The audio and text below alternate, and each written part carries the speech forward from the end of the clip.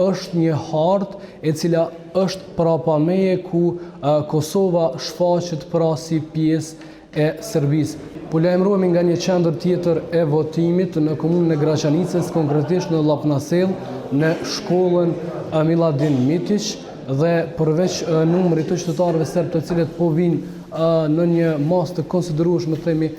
për të votuar në këtë paraditë të 12 tetorit, ajo çfarë kemi vërejtur sa po jemi futur në këtë qendër të votimit, konkretisht në korridorin e kësaj shkolle, është një hartë e cila është prapa meje ku Kosova shfaqet pra si pjesë e Serbisë. Siç po e shihni, harta është e Serbisë dhe Kosova është pra pjesë e saj, pra shfaqet si pjesë e saj në këtë hartë. Harta është relativisht e re, pasi që siç po shihet, këtu e kemi Maqedoninë e Veriut, ndërkohë nga të dhënat që janë këtu poshtë në hartë, thuhet se harta është